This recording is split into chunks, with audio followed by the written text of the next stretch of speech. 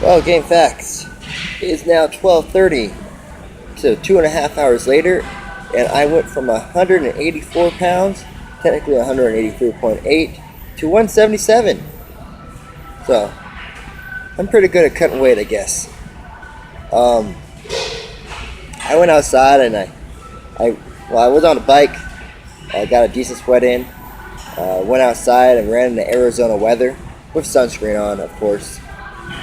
Um, they got the Cubs spring training out here. There's a lot of people, so I ran down to the Cubs spring training field and ran around it. Then took it down to a local mall by ASU. Ran all up and through there. Basically, I ran for two hours straight outside in the Arizona heat.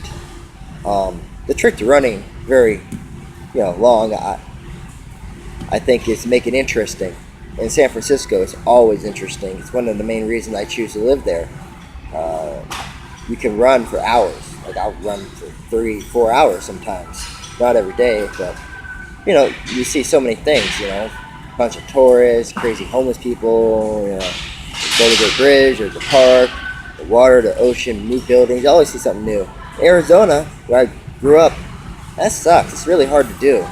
Everything looks exactly the same. It's talking about houses and Walmart and land and road, and you really get lost in your head when you start doing it. But I got lucky. I got dropped off at 24-Hour Fitness across from the Cubs training center, spring training, then next to a mall, next to ASU, so it was easy to run around and not get bored. Then I came here and went straight to the sauna. I sat in the sauna for 20 minutes. And that was rough, man. I had to force myself in there. I started talking to myself.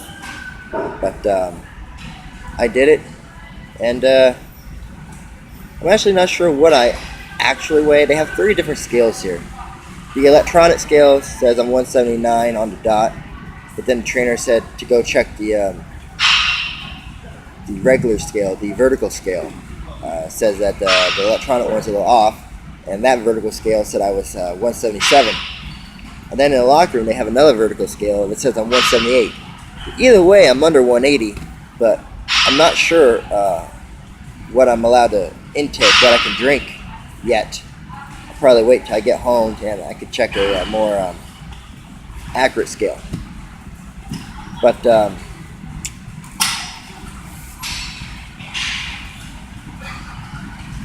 I almost don't want to say this, but so like I said earlier, my shoulder was hurting in the training before, but it would hurt and it was very uncomfortable. And I had limited mobility, but I was still able to go through the practice the next day, which wasn't bad. It wasn't great, it wasn't bad, but the doctor popped it in this morning around 9 o'clock. So around 9 o'clock, he popped in my shoulder. Now, last I spoke to you was less than an hour after he popped it in. But my shoulder is swollen up, and I have very limited mobility. I'm trying to throw some. I got no power, no speed, and I can't do this. I can't.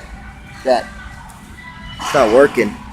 Now I'm gonna do some research on getting your shoulder popped back in. Perhaps it's because it's healing. It just got popped in and healed. Maybe it'd be good to go in 24 hours. I don't know. But I'm getting scared because obviously I put a lot into this. I don't have a lot of money. I'm actually homeless. I live in a van.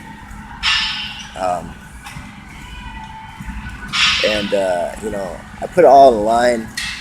I've been doing these videos for a bunch of strangers. I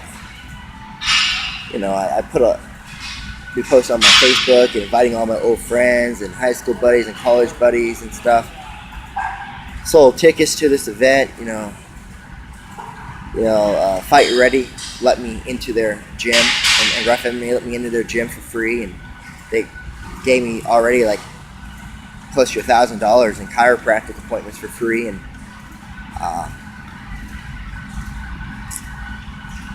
I did all that stuff with commission. I went in person and talked to them, so I did a lot. So to pull out would be nothing good would come from it at all.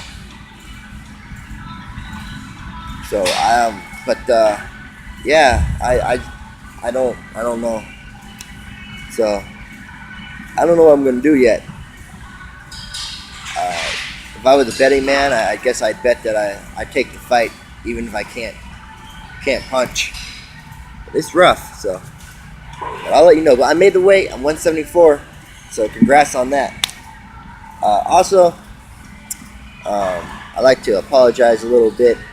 When doing these videos, when I first started, I expected like to show like video of me like training and sparring and this and that, but you wouldn't believe how embarrassing it is and just how insecure it sounds to like ask someone to hold a camera and videotape you. Hey man, videotape me while I spar Benny Madrid. Hey dude, videotape me doing Mr. Frankie Saenz. It's doesn't work that way. So it's been pretty much just me talking to you. So, but I try to make it interesting as possible. So peace out for now.